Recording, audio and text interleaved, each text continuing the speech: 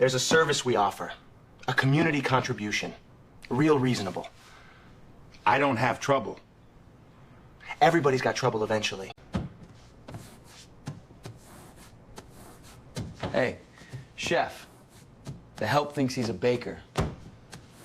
Bread.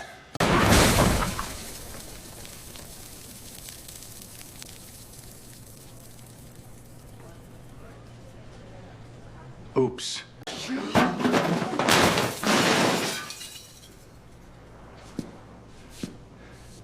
How about now, Baker? You feel like talking now? There is a particular kind of quiet that only exists on a two-lane highway at 6 in the morning. The kind that hum under the surface of things, made of distant tires and the click of a cooling engine, and the low electric breath of a refrigerator that has been running too long. Earl's roadside sat in the middle of that quiet, a low cinder block building on a forgotten stretch of US 20 east of Coldwater Bend, Oregon, where the high desert flattens out, and the sagebrush runs to the edge of the world. The sign out front said Earl's in faded white paint, and under it, smaller, roadside, and under that nothing, because Earl Whitaker had never been a man who believed in saying more than was necessary. Coffee was the first smell every morning, then bacon fat hitting the flat top. Then on the good mornings, the warm, sour breath of bread. Earl was 71 years old, and he moved like a man who had made peace with his own joints a long time ago.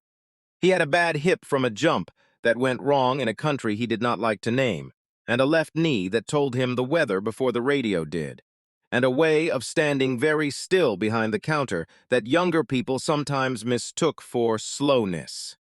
It was not slowness, it was economy.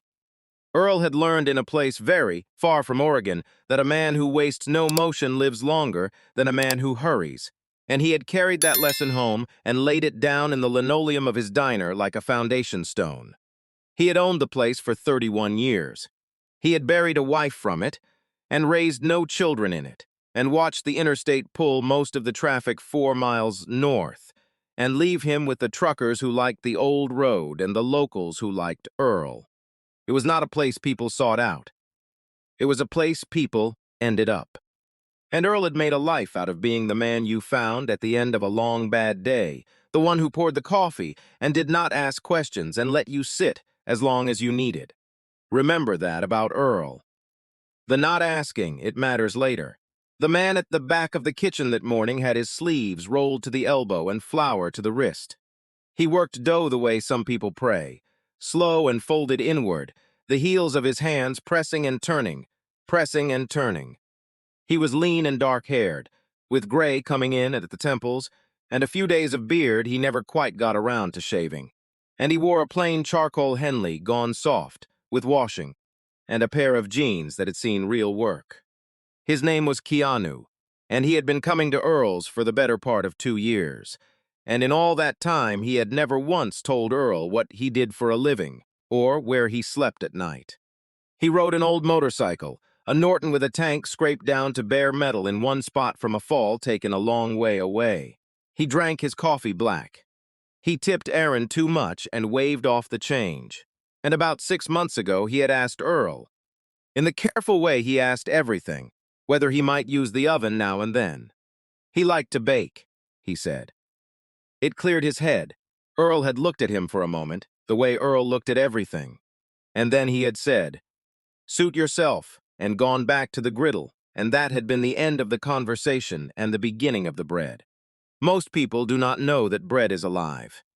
The dough Keanu folded that morning had been started years ago, a culture of wild yeast and flour and water that fed on itself and grew sour and strong, and it had to be kept warm and fed and respected, or it died.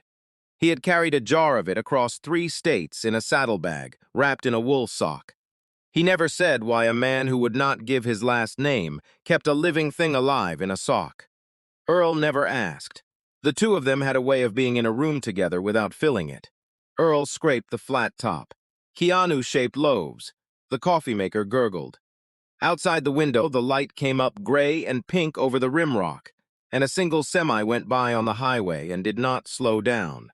And for a little while, the world was exactly the size of that kitchen. It would not stay that size. By the end of that day, 3 young men would learn something they did not have the wisdom to want to know, and Earl Whitaker would learn that the quiet life he had built had been protected all along by a hand he never saw. But that is getting ahead of the bread. Russell Greer came in at 7. He was a long-haul driver, 54, built soft around the middle the way men get when they sit for a living, with a flannel shirt and a gray mustache and a phone full of pictures of a daughter who was getting married in the fall. He had been pulling the Boise run for 11 years, and he stopped at Earl's the way other men stopped at church, out of a habit that had quietly become a need. He took the corner booth. He ordered the number 2 and a black coffee, and he showed Erin a picture of the wedding dress, whether she wanted to see it or not. Erin Sullivan was 19 and saving for community college, and she had been working the counter at Earl's for 8 months. She had a way of laughing that came out before she could stop it, and a way of going very still when she was afraid. And she had not yet learned that those 2 things would both be tested before lunch.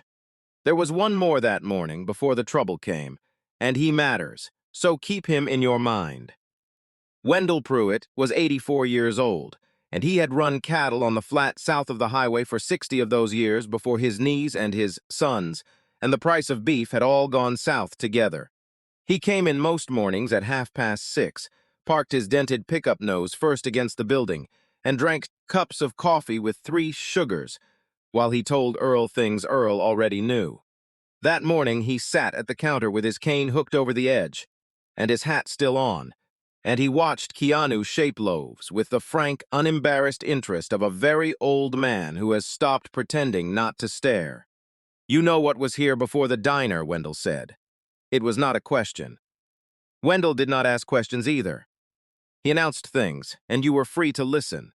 Before Earl, before the cinder block, there was a Sinclair station here, and before that a stage stop all the way back, because this is the only flat crossing for 30 miles, and water comes up close to the surface right under us.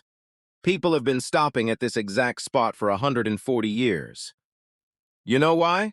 Because the land tells you to, doesn't matter what you build. The land was a place to stop before any of us, and it'll be a place to stop after. He blew on his coffee. That's what those Portland fellas don't understand. They think they're buying dirt. They're buying a thing that was here before their grandfathers, and it doesn't care about their money. "What Portland fellas?" Erin said, refilling him. Wendell's face changed, just slightly, the way old faces do when they touch something that still hurts. "My hay barn burned in April," he said. "Insurance man drove out, poked around, wrote down electrical. Faulty wiring," he says. "That barn had no wiring in it, girl. Hadn't had power run to it since Carter was president." He set his cup down. 3 weeks before it burned, a young fella in a nice jacket came by and offered me money for my South 40. Says the offer wouldn't last. I told him my land wasn't for sale and never would be while I was breathing. And 3 weeks later, my barn's a pile of black sticks, and the insurance won't pay because it's electrical on a barn with no electric. He looked at Earl, and the 2 old men held a long look between them that contained more than either would say in front of the girl. "You watch yourself, Earl. They're working their way down the road. You're about the last one they haven't gotten to lean." Earl scraped the griddle.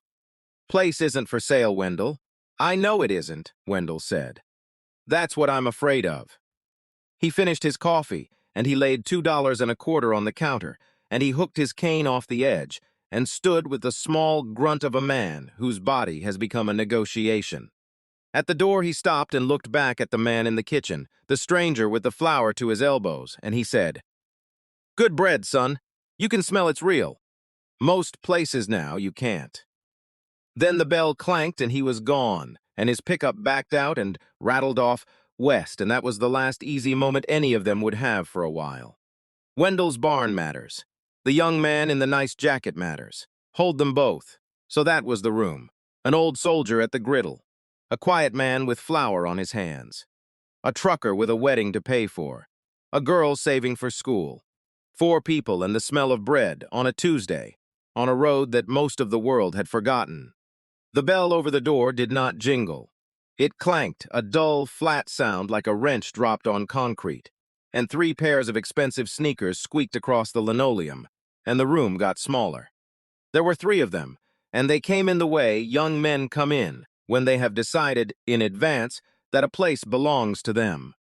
The one in front was named Travis Mercer, though Earl would not learn that until later. And he wore a puffer jacket that rustled with every move, and a watch too big for his wrist, and an expression he had practiced in a mirror. Behind him came Cody Dunn, thick through the shoulders, gum snapping, and Brandon Holloway, who was thinner and meaner, and kept his hands in his pockets like he was hiding something or wished he were. Travis put both palms flat on the counter and looked around the diner the way an inspector looks at a building he intends to condemn. "Earl's," he said, reading the apron. "You Earl?" "I am," Earl said. "Nice place." Travis did not mean it. He ran a finger along the edge of the counter and looked at the dust on it and wiped it on his jeans. "Real quiet out here. Long way from anything. You ever think about that? How long it'd take somebody to get all the way out here if something happened?" Earl set down the spatula. He did not pick up another one. He simply stood, hands loose at his sides, and waited, and the waiting was its own kind of answer. Patience unsettles a certain kind of young man more than fear does. Travis wanted Earl to be afraid. Fear he understood. Fear had a shape, and he knew how to push on it. The old man's stillness gave him nothing to push on, and so he pushed harder, the way a man leans into a door that turns out to be a wall. "Here's the thing," Travis said. "There's a service we offer.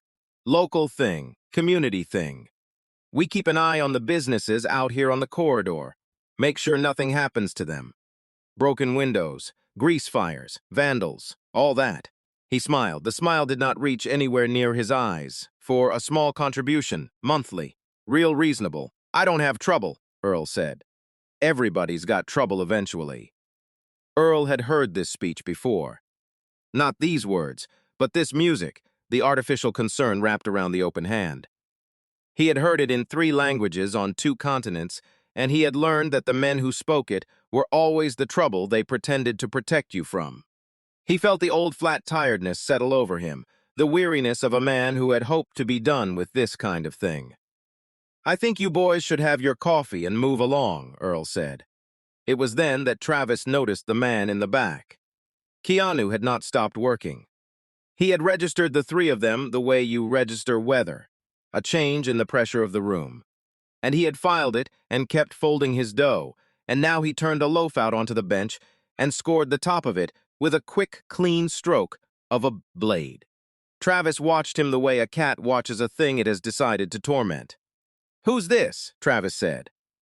He walked toward the pass, the gap in the counter, where the kitchen opened to the dining room. "Hey, chef, they got you back there making cupcakes? Bread," Keanu said. He did not look up. Bread.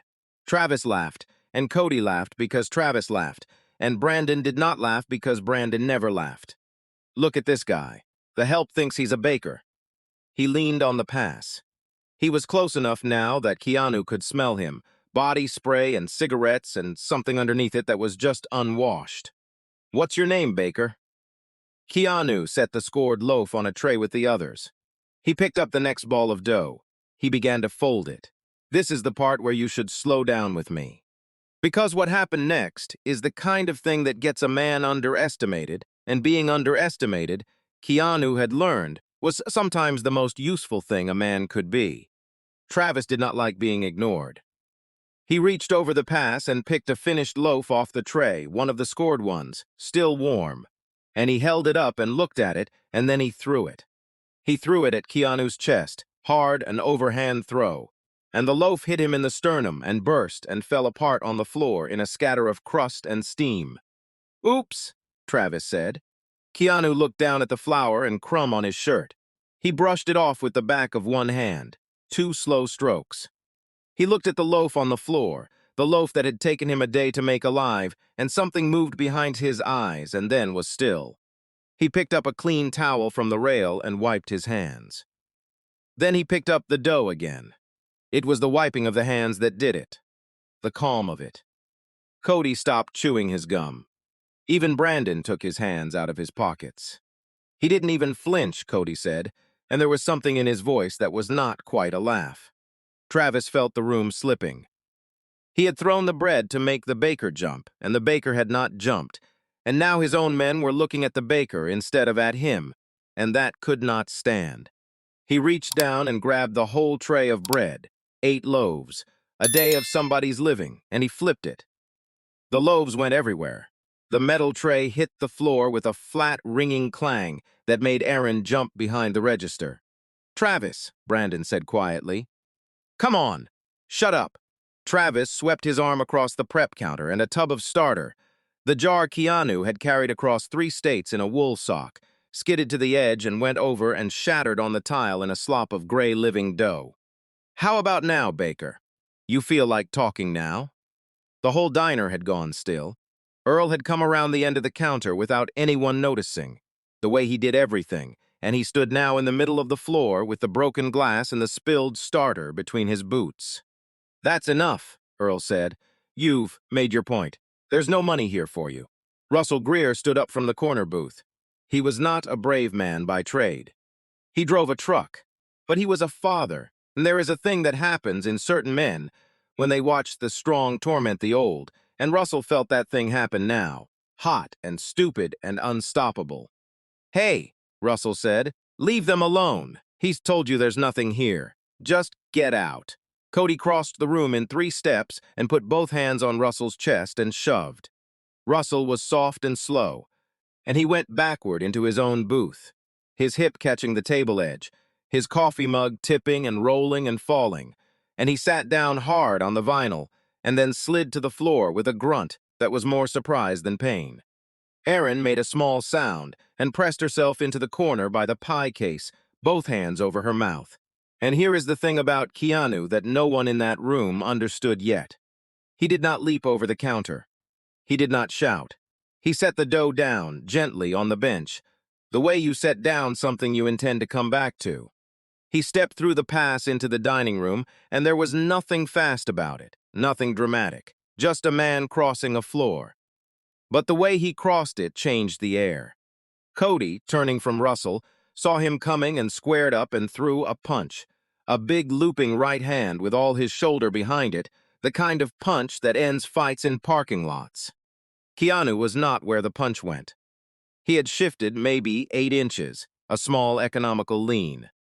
And Cody's fist passed through the space where his jaw had been, and the momentum of the miss carried Cody forward and off balance. And Keanu helped him along, one hand at the wrist and one at the elbow, redirecting all that wasted force into the front of the counter. Cody hit the laminate with his shoulder and slid down it, and sat on the floor blinking, more confused than hurt, a thin red scrape opening along his forearm where it had caught the metal edge. Travis came next, because Travis had to, because the whole thing was collapsing and he had no idea how to stop it. He grabbed the broken end of a chair, a wooden spindle that had snapped when Cody hit the booth, and he raised it. Keanu stepped inside the swing before it started, close, almost gentle, and caught Travis's wrist and turned it, not hard, just enough.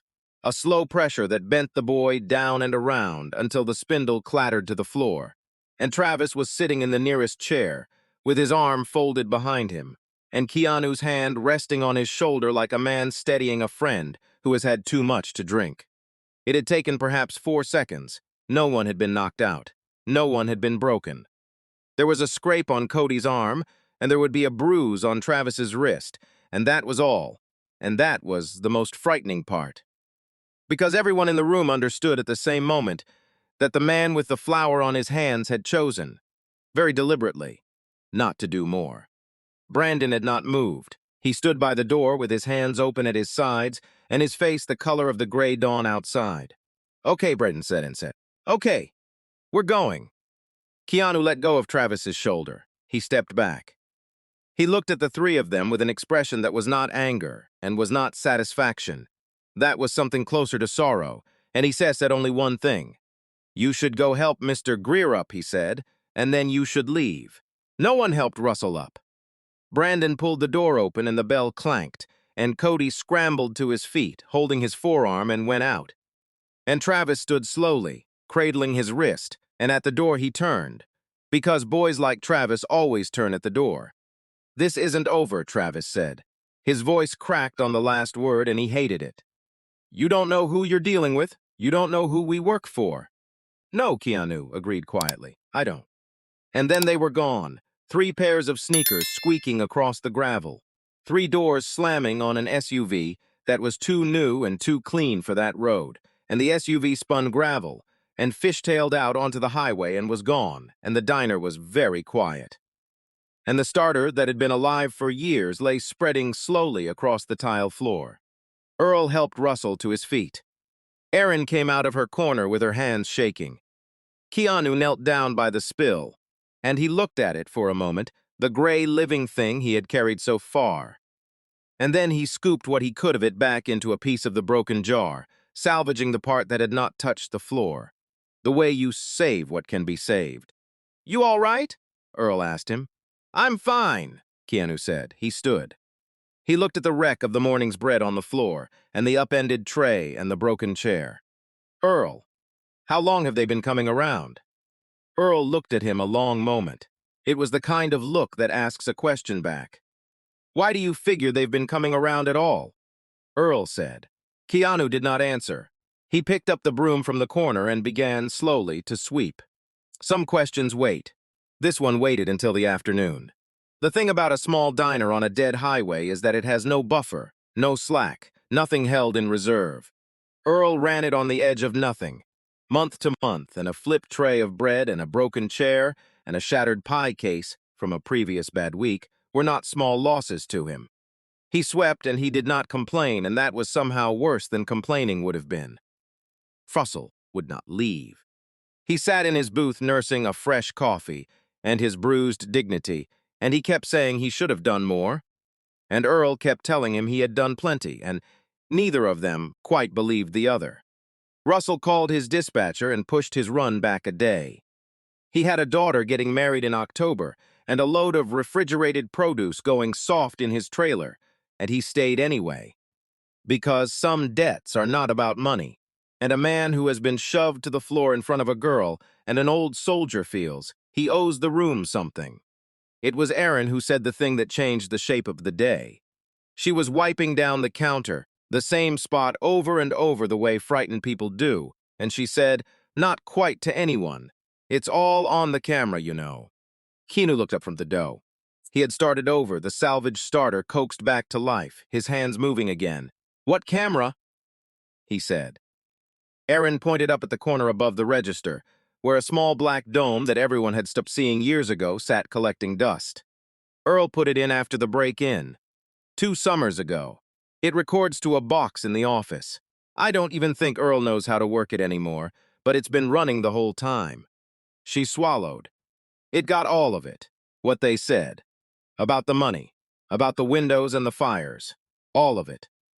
Now hold that thought, because it is the small hinge on which the whole rest of this turns, and the people in that diner did not yet understand how heavy a thing they had just been handed.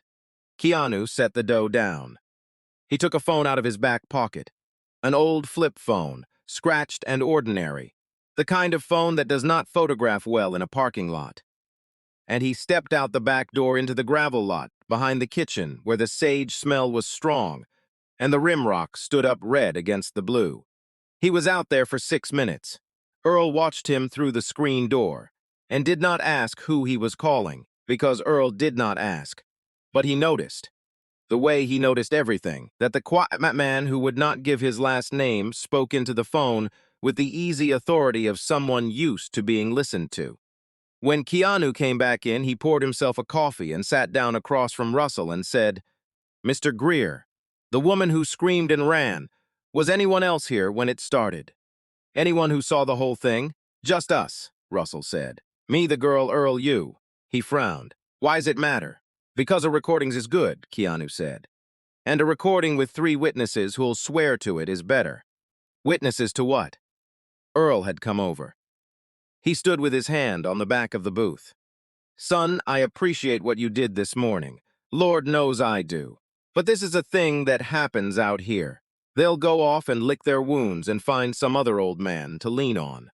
There's no point getting tangled up in courts and statements over a few loaves of bread." "Earl!" Keanu turned the coffee cup a quarter turn on the table, a small habit, a man thinking. What they did this morning has a name. It's not bullying. It's extortion. Demanding money under threat of harm to person or property. In Oregon, it's a felony, coercion, and attempted theft by extortion, and the threats themselves are the crime, whether or not you ever pay a dime. He said it plainly, the way a man says a thing he happens to know, not the way a man shows off. The reason men like that get away with it is that the people they lean on are exactly the people you'd expect. Old, alone, tired. Folks who figure the law is more trouble than the leaning. So nobody ever writes it down. Nobody ever keeps the receipt. He nodded up at the little black dome above the register. You kept the receipt, Earl. You just didn't know it. The room was quiet for a moment. Who taught you all that? Earl asked. Keanu smiled, just slightly, the first time all day. A lawyer, he said. A long time ago. That was as much as he gave, and Earl let it lie. But Erin, drying a glass behind the counter, found herself studying the man at the booth with new eyes, and a small question planted itself in her and began, like the starter, quietly to grow. What kind of baker had a lawyer? What kind of drifter spoke about felonies, the way other men spoke about the weather? What kind of man knelt to save a jar of yeast and stood to take apart 3 grown men in 4 seconds, and chose to leave them able to walk? By afternoon, the answers had begun very slowly to arrive. They came first in the shape of a car. Not the boy's SUV. A plain, dark sedan that pulled in around 2 and parked square in the lot, and a woman got out, perhaps 50, in a charcoal suit with no jewelry and flat, practical shoes, carrying a leather folio under one arm. She walked in like she had been there 100 times, though no one had ever seen her, and she went straight to Keanu, and she said, "You look like somebody threw bread at you."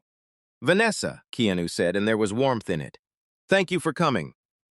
Her name was Vanessa Caldwell, and she was a lawyer, and that was the first answer, hanging there in the air for everyone to see. Earl looked at her and looked at Keanu and said nothing, but his eyebrows did a thing they rarely did. Vanessa Caldwell sat down at the booth and opened her folio and laid a legal pad on the table and uncapped a pen, and she was, it became clear over the next hour, a person who turned chaos into columns. She asked Erin to write down exactly what the men had said, in their own words, while it was fresh. She asked Russell for his full name and his employer and his route, and whether he would be willing to give a formal statement. And Russell's, who had spent the whole day feeling useless, sat up straight and said, "Yes, ma'am, he surely would." She had Earl walk her back to the office, and she looked at the little gray box under the desk that recorded the camera, and she did not touch it, and she explained why.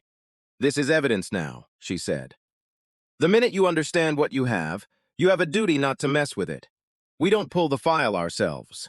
We don't email it around. We make a copy under chain of custody, and the original stays exactly where it is, in that box, time-stamped, untouched. A recording somebody fiddled with is worth nothing. A recording nobody touched is worth everything." She closed the office door behind them. "Most people lose the case in the first hour, Mr. Whitaker, because they want to help so badly, they ruin the only thing that would have helped." Earl absorbed this. Then he asked the question that had been building in him all afternoon, and he asked it of Vanessa because he could not bring himself to ask it of Keanu. "Ma'am," Earl said, "I've known that man 2 years. He buys coffee and bakes bread and tips my waitress too much. Who is he to have a lawyer drive 2 hours on a Tuesday?" Vanessa Caldwell looked at Earl for a moment, and something in her face softened, and she said, "That's not really my question to answer, Mr. Whitaker. But I'll tell you this. I've worked for him a long time, and of all the people I've ever billed, he's the only one who ever asked me to help somebody, and then asked me not to tell them it was him. Earl did not understand that yet. He would." What Vanessa Caldwell explained, over the next hour, sitting in the booth with the legal pad filling up in her square hand, was the architecture of the thing the boys had stumbled into. Because the boys were not the thing. The boys were the teeth on the end of a much longer arm. Coldwater Bend, she said, sat on a stretch of corridor that had been worthless for 50 years and was suddenly not. A data company had bought ground 40 miles east for a server farm, and that meant power lines. And power lines meant easements. And somewhere in a glass office in Portland, a developer named Marcus Reinhardt had run the math and decided that the strip of nothing along US 20, the strip with Earl's Diner on it, was about to be worth a great deal of money to whoever held title to it when the easement maps were finalized. Reinhardt's company, Cascade Ridge Development, had been quietly making offers up and down the corridor for a year. Most of the old owners had taken the money. A few had not. Earl's one of the few, Vanessa said. And the few who won't sell tend to find that their windows break, their insurance rates climb, their suppliers get nervous, and 3 young men they've never met start coming around talking about a neighborhood watch. She tapped the pad. Reinhardt's too smart to ever touch any of it himself. That's what the boys are for. Deniable. Disposable. He pays a man who hires the Travis Mercers of the world. And if it ever comes apart, it comes apart at the Travis Mercer end. And Reinhardt's already 3 layers away with clean hands and a charity gala on his calendar. Then how do you ever catch a man like that? Russell said. Vanessa smiled, and it was not a warm smile. It was the smile of someone who likes her work. You make the bottom layer talk, she said. You give the Travis Mercers of the world a felony to look at and a choice to make, and you find that loyalty runs about as deep as their last paycheck. And you build the paper. Always the paper. A man like Reinhardt doesn't lose to a punch, Mr. Greer. He loses to a deed and a recording and a frightened 22-year-old who decides he'd rather testify than do time. She said it as a general principle. She did not yet know how exactly true it was about to become, and neither did anyone else at the table, except perhaps the man with the flower on his hands, who sat very still and turned his coffee cup a quarter turn and looked out the window at the road. That was the first day.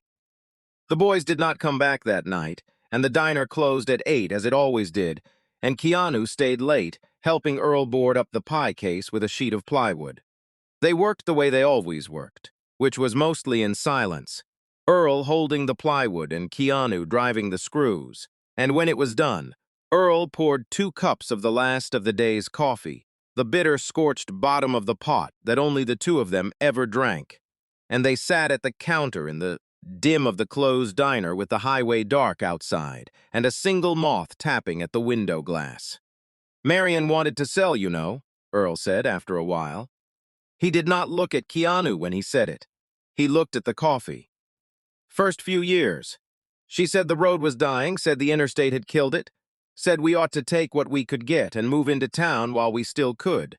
She wasn't wrong about the road. He turned his cup.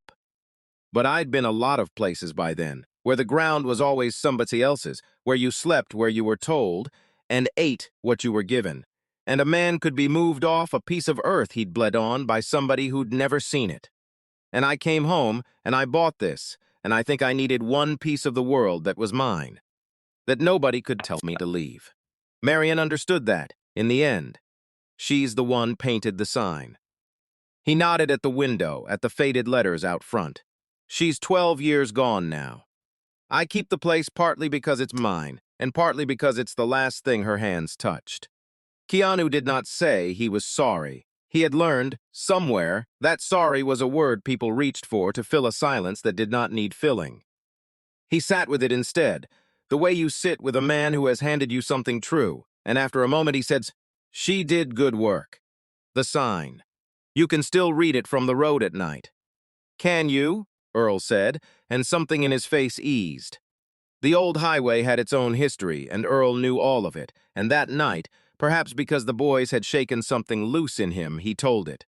How US 20 had been the only way through before they cut the interstate. How the trucks used to line up 4 deep in the lot. How there had been a motel across the road, with a neon arrow that buzzed all night. Gone now, just a concrete pads and some bolt stubs in the weeds. How the town of Coldwater Bend had had a school and a feed store and a doctor, and how the doctor had left first. And then the school had consolidated to the county seat, and the feed store had become a thing you drove 40 miles for. And one by one the lights along the road had gone out until there was just the diner and Wendell's place, and a handful of others on a street strung along the dead highway. that the city had decided to forget. That's the part the Portland man doesn't understand, Earl said, and it was almost word for word what Wendell had said that morning. And Keanu noticed the two old men had arrived at the same truth by different roads. He thinks because the lights went out, the place is empty. He thinks dying and dead are the same thing. Earl finished his coffee. They're not. A thing can be dying for 50 years and still be the most alive place a man's got. This road's been dying my whole life. I've never lived anywhere more alive. Keanu thought about the starter, the wild culture that had to be fed and kept warm, or it died, that had been dying and recovering and dying again for years, and was by any honest measure more alive than anything else in the building. He did not say it, but he set a fresh batch to rise before he left, covered with a damp towel on the bench, the salvage starter doing its slow, patient work in the dark. Then he went out to the Norton and kicked it to life, and Earl stood in the doorway and watched the single red taillight shrink and vanish. And he thought about deeds and recordings, and a man who asked his lawyer to help people and not take the credit. And for the first time in a long time, Earl Whitaker did not sleep well. He should have slept worse. Because 3 layers away, in a glass office that did not smell of bread, Marcus Reinhardt was about to be told that his cheapest, most deniable problem had just been handled by a baker, and Reinhardt was a man who did not like to be handled. The second day it rained, which it almost never did in that country, a thin gray drizzle that turned the dust to a skin of mud and dragged the smell of wet sage in under the door. Keanu came in at his usual hour, and the overnight dough had risen exactly as it should, doubled and domed under the towel, and he punched it down and shaped it, and the morning went on as if the day before had been a story someone told. But the air had changed. Earl kept glancing at the door. Aaron startled at the coffee maker. Even Russell, who had stayed a second day and would not say why, kept his eyes on the lot. Hold on to the rain. It comes back. The man who came in at 10:30 was not one of the boys. He was older, 40 maybe, in good boots, and a jacket that cost more than the truck it had arrived in. And he had the soft hands and hard eyes of a man who hurt people for a living without ever raising his own voice. He did not order anything. He sat at the counter, and he looked at Earl, and he said, pleasantly, "Mr. Whitaker, I represent some people with an interest in this property. I think there's been a misunderstanding. I'd like to clear it up before it becomes something none of us wants." "There's no misunderstanding," Earl said. "The place isn't for sale. Everything's for sale, Mr. Whitaker. That's not cynicism. That's just the world." The man smiled. "The question is only ever the price, and whether a man's smart enough to take it while it's on the table. The offer my clients made was generous. It won't be on the table much longer, and the longer it sits there, the more things tend to happen. Windows, permits, health inspections. You'd be amazed how much trouble a small business can have all at once." He laid a card on the counter, face down, and stood. "Think about it. Talk to your family." He glanced at the kitchen, at the man shaping bread, and dismissed him in a single flick of the eyes.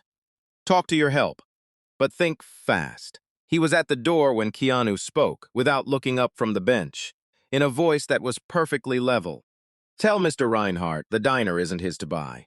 The man stopped. He turned. For the first time, something crossed his hard eyes that was not boredom. "What did you say?" "You heard me," Keanu said. He set a loaf on the tray. "And tell him the boys he sent yesterday committed 3 felonies on camera. He'll want to know that before he sends anybody else." The man looked at Keanu for a long moment, recalculating, and whatever he had walked in believing he now knew to be wrong, though he did not know yet how wrong. He did not answer. He went out into the rain and got into his expensive car and sat there for a minute, with the wipers going before he drove away. And Earl turned to Keanu with his face full of a question he finally could not hold back. "How do you know that name?" Earl said. "Reinhardt. I never said it. She said it." He pointed at the empty booth where Vanessa had sat. "How do you know it's Reinhardt's property he thinks he's buying?" Keanu wiped his hands on the towel. He looked at Earl, the old soldier who had fed him coffee for 2 years and never asked a single question, and he seemed to come to a decision that he had been putting off for a long time. "Come here," he said. "Both of you." Russell got up too, and Aaron came around the counter, and the four of them stood in the kitchen, with the rain on the window and the bread cooling on the rack, and Keanu reached into the inside pocket of the jacket hung by the door and took out a folded sheet of paper, ordinary paper, soft at the creases from being carried, and he laid it flat on the bench. It was a deed. 3 years ago, Keanu said, I broke down on this road, right out front. The Norton threw a chain at 2 in the morning in February, and I sat out there in the cold for an hour before I saw a light. He looked at Earl. You were closing up. You'd already turned the sign. And you opened the door anyway, and you let me in, and you made me coffee, and you didn't ask me one thing. Not my name. Not where I was going. Not why a man's out on US 20 at 2 in the morning in February. You just let me get warm. He turned the deed so Earl could read it. I don't get treated like that very often, Earl. People always want something. You didn't want anything. I never forgot it. Earl was looking at the paper. His mouth had gone very still. When Cascade Ridge started buying up the corridor last year, Keanu said, I heard about it. I hear about things. And I knew what it would mean for the places that wouldn't sell. So I bought the ground out from under them before they could get to it. The lot, the building, the strip on both sides. His finger rested on a line of the deed. It's held by a company, so there's no name on it that means anything to anybody. The company leases it back to you for $1 a year and the cost of the taxes, which is why your rent never went up no matter what the rest of the corridor did. You thought you owned this place outright, Earl, and the truth is you didn't. Not on paper. But it was never theirs to take. It was always yours to keep. I just made sure of it. The kitchen was silent except for the rain. You bought my diner, Earl said slowly, so that nobody could take my diner. So that nobody could take your diner, Keanu agreed. And then I kept coming back. Because I liked the coffee. And because a man could do worse than spend his Tuesdays baking bread next to somebody who never once asked him who he was. He folded the deed and put it away. Reinhardt's been hitting a wall on this lot for a year, and he doesn't understand why. He keeps making offers to a holding company that never answers, and leaning on an old man who never breaks. He sent those boys because he's run out of patience, and he doesn't know there's nothing here to break. He looked at the rain. He's about to find out he's been spending a year trying to buy something I already gave away. Now, this is the moment in the story where most people feel the warm rush of it, the reveal, the quiet man who turns out to have been the guardian all along, and it would be easy to end it there, on the deed and the rain and the old man's stunned face. But the world does not end on warm moments.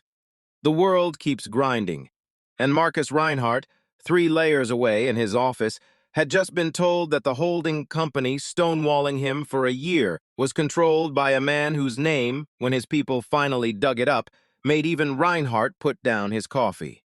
A cornered man is dangerous in proportion to how much he believes he is owed, and Reinhardt believed he was owed a great deal.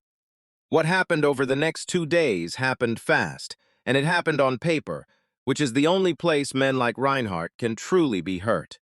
But before the paper came the pressure, because a cornered man squeezes hardest right before he breaks. And Reinhardt had one more squeeze in him. It came the next morning in the form of a clipboard. A woman in a county polo shirt walked in at 9 sharp and announced she was there for an unscheduled food safety inspection. In response, she said, reading off her tablet, to a complaint. She would not say from whom. She was not unkind. She was just a person doing a job. And she put on gloves and began to work her way through Earl's kitchen with the slow thoroughness of someone who has been told to find something. This is where it would have ended for most diners on most dead highways.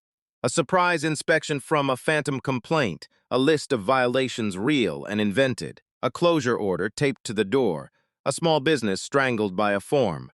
The soft-handed man had named it himself. Health inspections. You'd be amazed how much trouble a small business can have all at once. He had told them exactly how the knife would come, and they had not understood it as a threat until it walked in wearing gloves.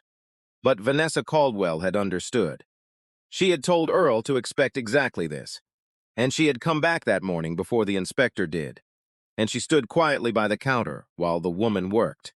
And when the inspector began to write up the walk-in cooler for a temperature, she had logged herself with a thermometer that read 4 degrees high. Vanessa stepped forward and asked, politely, whether the inspector would mind if they verified that thermometer against a second one, for the record.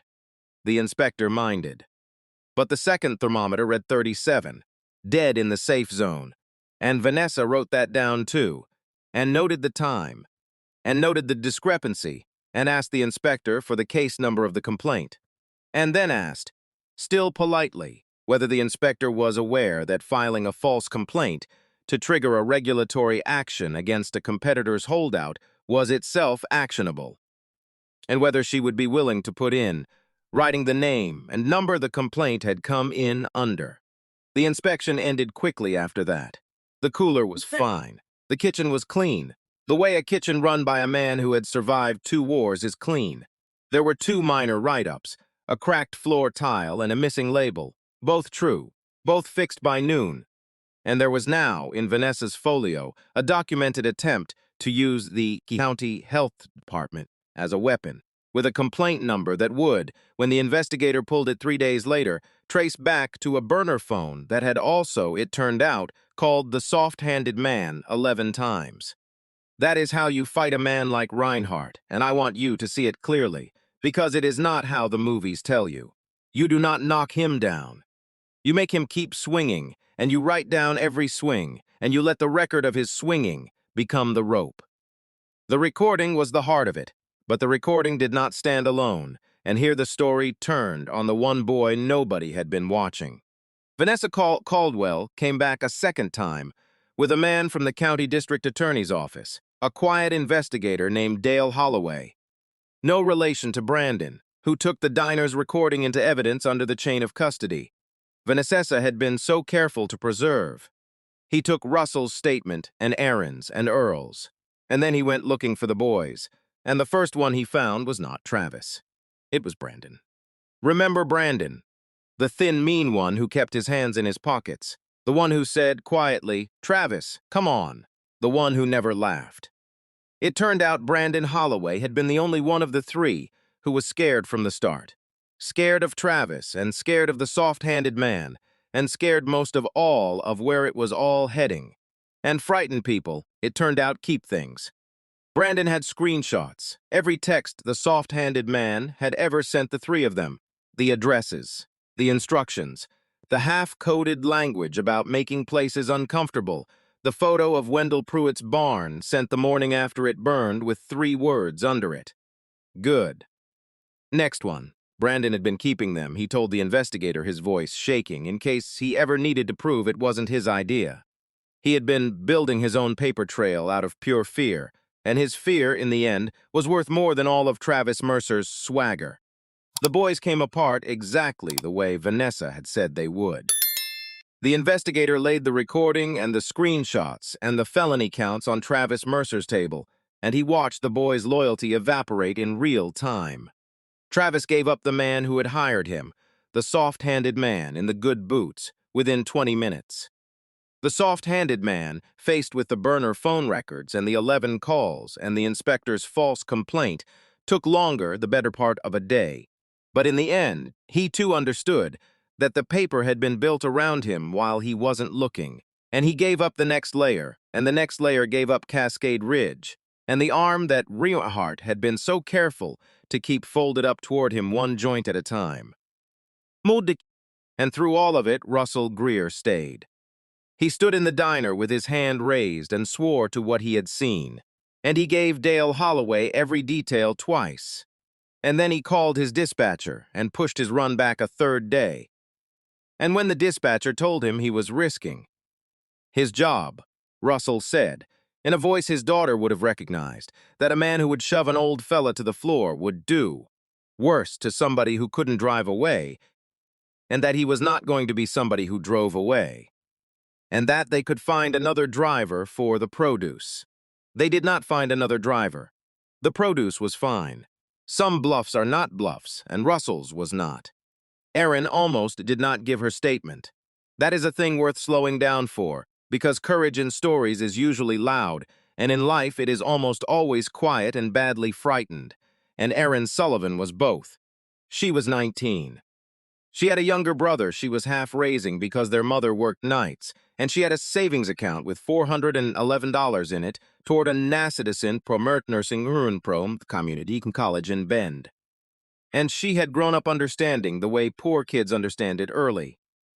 That people with money and lawyers and nice cars win, and that the safest thing a girl in her position could do was keep her head down and stay out of it. When Dale Holloway, the investigator, asked her to put on the record what she had heard the three men say, every instinct she had been raised with told her to say she didn't remember. The men knew where she worked. One of them had run, and nobody could find him. She thought about her brother. She thought about the $411 and how easily a scared girl could lose everything she had by being brave in front of the wrong people. She went very still, the way she did when she was afraid, and Vanessa Caldwell, who had seen a great many people go still at exactly that moment, sat down across from her and did not push. She just said, "You don't have to. I want you to know that. There's a recording and there are other witnesses, and Earl will be all right either way. You're allowed to protect yourself. Nobody in this room will think less of you." And that, strangely, was the thing that decided it.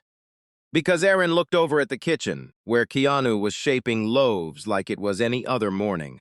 The man who had stood in front of Russell without raising his voice, who had chosen to leave three grown men able to walk, who had apparently spent 2 years buying coffee in a place he secretly owned, just so an old man could keep his life. And she looked at Earl, who had opened a locked door for a stranger at 2 in the morning and asked for nothing. And she understood, in the way you understand a thing all at once and cannot ununderstand it, that the whole reason men like Reinhardt won was that they counted on the errands of the world to stay still. That her silence was not neutral, that it was, in its small way, a vote. "I remember all of it," she said. Every word. He said it was a community contribution. He said places like this stay safe for a small monthly fee. He said windows break and fires start.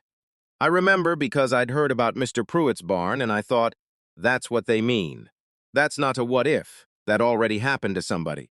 Her hands were shaking, and she let them shake. "I'll say it. I'll say it to whoever you need me to say it to." She gave the statement. Her voice did not steady, but she gave it, all of it, and Dale Holloway wrote it down. And when it was over, she went back behind the counter and refilled the napkin dispensers because her hands needed something to do. And Earl, who never said more than was necessary, set a fresh slice of pie in front of her. From the case he had finally gotten unboarded. And said only, "On the house," which from Earl was a speech. Keep Erin in mind at the end of this.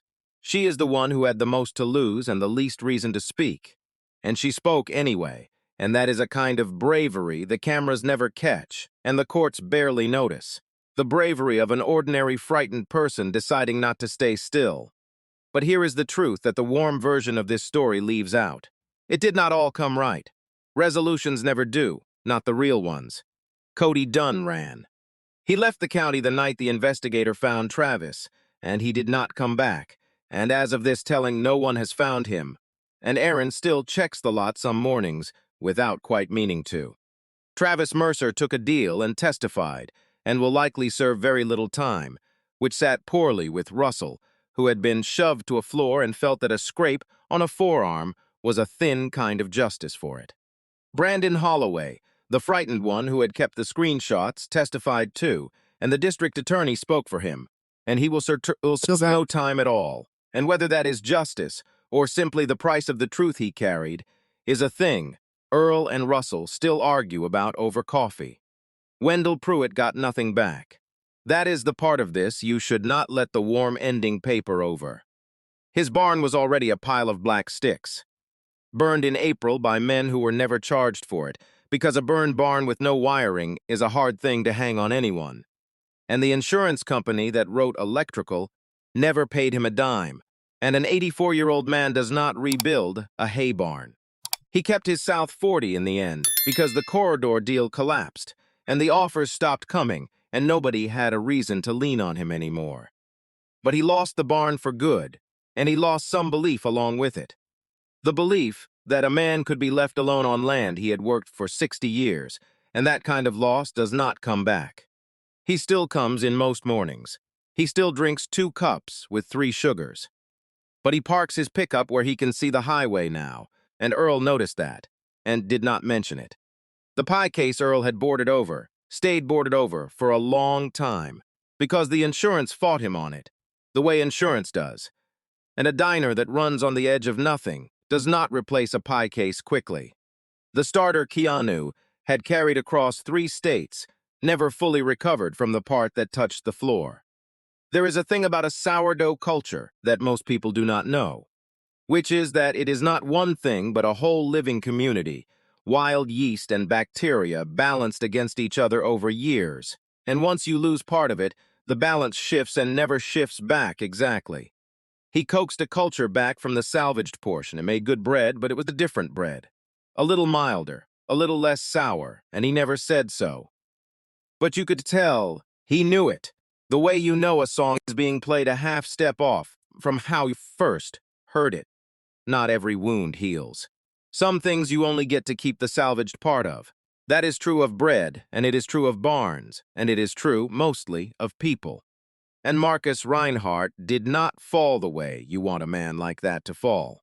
He came down to Coldwater Bend exactly once, near the end, after his lawyers had told him the corridor play was dead, and the extortion case was real, and the holding company would never sell. He came in a car worth more than the diner. And he stood in the dining room in a suit that had never seen a day of work, and he looked at the board brick pie case and the cracked vinyl and the man with the flour on his hands. And Vanessa Caldwell stood by the counter with her folio and let him talk. Because letting a man like Reinhardt talk is how you learn the shape of him. "I want to be clear," Reinhardt said, to the room, to no one, in the smooth, even voice of a man who has never once believed he was the villain of anything. "I broke no laws. I made generous offers for undervalued property. If people I hired, several layers removed, exceeded their instructions, that's regrettable. And I'll cooperate fully. But it's not on me. This is how development works. Somebody has to have the vision to see what a place could be. You think any of this," he gestured at the corridor, the highway, the future server farm humming 40 miles east, "happens because of sentiment? Because some old man likes his diner? The world moves forward, and it moves forward through people willing to make hard calls. I'm not going to apologize for being one of them." He looked at Keanu then, and there was something almost plaintive under the contempt, the look of a man who genuinely cannot understand the thing in front of him. "You bought a dying diner on a dead road to protect a man who serves you coffee," Reinhardt said. "I could never do that. I'd never be that stupid." He shook his head. "And somehow you're the one walking away clean, and I'm the one with lawyers. Explain that to me." Keanu set a loaf on the rack. He looked at Reinhardt, and again it was not anger in his face, and it was not triumph. It was that same quiet sorrow he had turned on the boys. "You think I won because I had more money than you," Keanu said. "I didn't win, Mr. Reinhardt. Earl won. Earl won the night he opened a locked door for a stranger and didn't ask for anything back. Everything after that was just paperwork." He turned back to the bread. "You'll be fine. Men like you always are. But you're going to spend the rest of your life not understanding what happened here. And that's a worse sentence than anything the county's going to hand your subcontractors." Reinhardt did not answer. There was nothing in his world to answer with. He turned and walked out, and his expensive car pulled away east toward Portland, and he did not fall, not really. The corridor deal collapsed and cost him money he could afford to lose, and the extortion case touched everyone below him and barely brushed him at all, and within a year he had a new project and a new gala on his calendar. And he had, as far as anyone could tell, never once lain awake. That is the truth of men like Reinhardt. The story wants them broken, and the world hands you, at best, men like that merely inconvenienced. Earl kept his diner. That was the victory. It had to be enough, and the strange thing is that it was. The last morning of this part of the story was an ordinary one. The rain had moved off east, and the light came up gray and pink over the rimrock, the way it had the morning the boys came in, and the smell in the diner was coffee, then bacon fat, then, on the bench under a damp towel, the warm, sour breath of bread. Earl stood at the griddle. Keanu shaped loaves. Erin filled the napkin dispensers and hummed something under her breath. Russell sat in the corner booth one last time, before he finally took his run, and he had his daughter on the phone, and he was holding it out so she could see the diner. This place he had decided mattered, and she was asking him why he'd been gone 3 extra decis. And Russell said, "I made some friends, honey. I'll tell you at the wedding." Then he looked up at the kitchen and he said, "To Keanu, the way you say a thing you've been working up to. You ever gonna tell us your last name?" And Keanu smiled and turned a loaf out onto the bench and said, "Eat your eggs, Russell." That was all. That was the whole of it. The bell clanked when Russell finally left, and the loaves came out of the oven golden and split and steaming, and Earl poured 2 cups of coffee and set one on the bench without being asked. And the 2 men stood in the quiet that only exists on a dead highway in the early morning. The quiet they had both come a long way to find, and they drank their coffee and did not say anything, because there was nothing that needed saying. Around 8:30, the bell clanked again, and a small boy came in, 7 years old, backpack too big for him, dropped off by the school bus that still ran the corridor twice a day. He was Erin's brother, Mason. He came most mornings to wait the half hour until his sister's shift ended.